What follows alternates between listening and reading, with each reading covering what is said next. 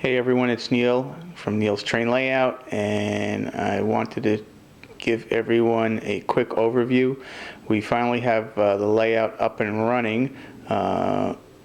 Still have some switches to wire in, but we're going to have our first test operating session here on Sunday, January 25th. All trains are going to start and return to staging. As you can see, we've got a number of trains on the south staging yard set. We've got through trains, we've got destination trains, and we've got locals. You can see we've got an intermodal, we've got a dedicated Florida East Coast through train of all TTX freight cars. And we've got the juice train, and there's another local beside it. We'll send these out in certain order because we're going to make sure that we don't have any crashes on the layout. We've got an auto rack train, and we've got a short coal train. On north staging, as we're heading over to the other side, and we'll try to give you a little bit of a quick see there. We've got a couple of mixed freights, and we've got a tank train in there, and we've got another local, and on the back track we have another intermodal train. We've got three destination trains: auto rack, juice train, and the intermodal. Those are three destination trains that go to specific locations. A local will work on the upper layout here. This is going to house a couple of chemical tank areas and a general warehouse, which will be a building flat against the wall. You can see that. We've got the intermodal yard, and the intermodal yard will hold, depending on if it's 48 or 53 foot well cars or 56 foot well cars, we've got a limit to five cars on each track, or 6 of the 48 footers.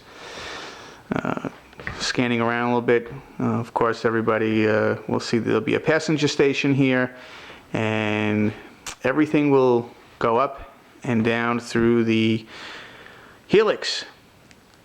This is what took about 5 months to build, had it custom made.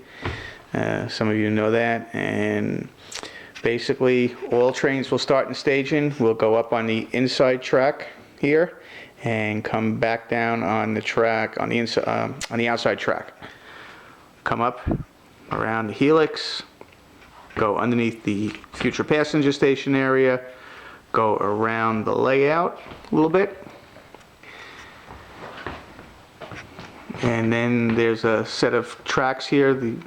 This is what I call West Harold, and West Harold has tracks that can switch mainline trains or trains coming to and from the helix.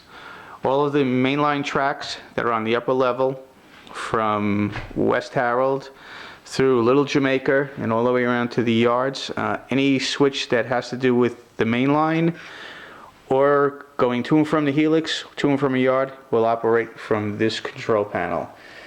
It's got all the controls for the switches here. So basically one person, meaning me, will stand at this location and make sure the trains get switched depending on where they're going, whether they're going to the main line, whether they're going into switch some of the industries, going into the freight yard, or going just to traverse the layout. Those are the through trains that'll traverse the layout, and in the future we'll have passenger trains traversing the layout, so people running freight trains will really get irritated.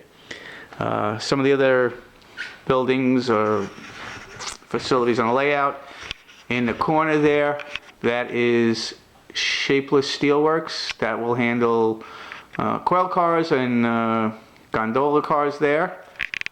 Coming up on the north wall here, this is the CMP Restaurant Supply. Some of you may know what it is, but CMP stands for Choke and Puke. The motto for this building will be CMP Restaurant Supply, food for die for. Some of you who know me know that Neil does not like diners. Northeast corner, will have Mike's Lumber Yard. It's going to handle center beams and all-door cars. Coming around just north of Little Jamaica here, we're going to have Freihofer Bakery, which will handle grain cars, hopper cars, covered hopper cars. Markel Paper will handle paper cars and box cars. And in the corner will be auto parts, and those are all locals. As we pass by here, this is the auto rack facility. This is a dedicated train, comes up from staging, comes in here, does its switching, and then heads back down to staging. I've got a crossover here, another crossover here.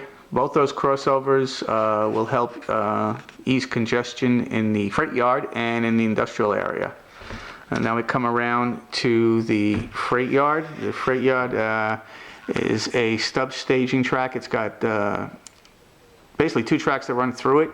So you can drop a train in it and run around it if need be. Actually, these are set up for tomorrow. We've got a couple of Jeeps up in the corner there to switch anything in the freight yard.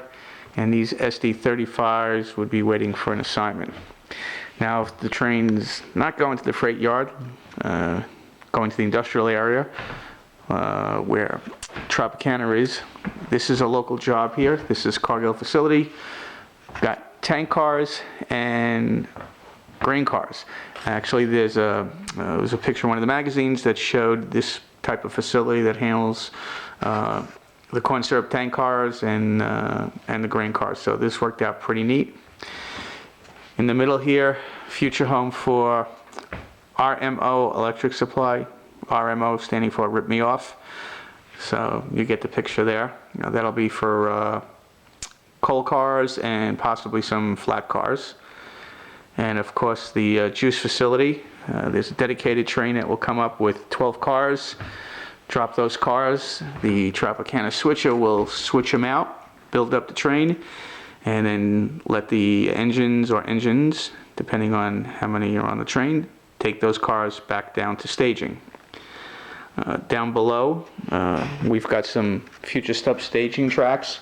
Those will hold freight cars. Right now they're holding some excess engines. There's 4 tracks on each side, and this is the loop that brings the trains around to and from the lower level staging tracks. So that's it for now. I hope you liked the tour. Any comments, please post them on YouTube. And thanks for watching.